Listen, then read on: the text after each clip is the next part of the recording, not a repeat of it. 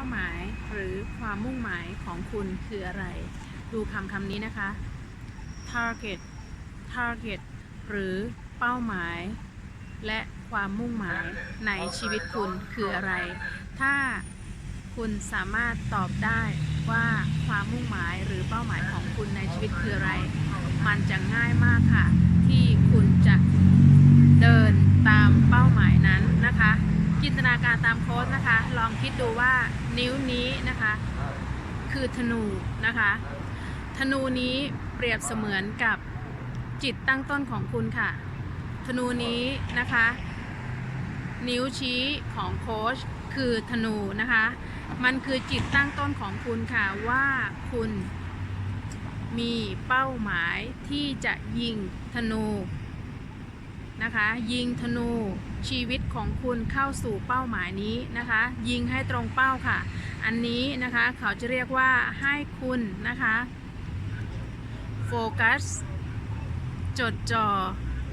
นะคะอยู่กับความฝันและเป้าหมายในชีวิตคุณโดยการนะคะโฟกัสจดจ่ออยู่กับเป้าตรงนี้ค่ะตรงกลางนี้เลยนะคะโฟกัสจดจ่ออยู่กับสิ่งที่คุณต้องการสร้างนะคะอภิมหาเศรษฐีโลกได้กล่าวไว้เป็นภาษาอังกฤษว่า focus on what you want to create แปลเป็นไทยคือนะคะให้คุณโฟกัสนะคะโฟกัสยิงธนู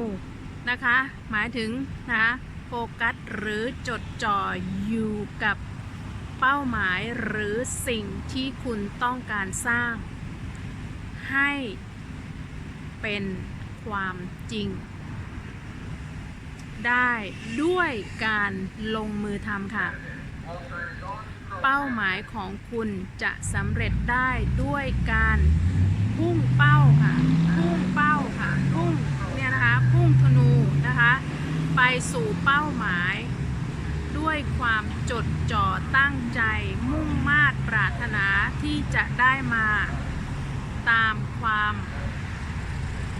ปรารถนาของคุณเองค่ะจดจ่ออยู่กับสิ่งนั้นเท่านั้นและพิสูจน์นะคะพิสูจน์ด้วยผลลัพธ์ที่เขาเรียกว่านะคะการลงมือทำค่ะยิงค่ะยิงธนูให้มันตรงกับเป้านี้ค่ะ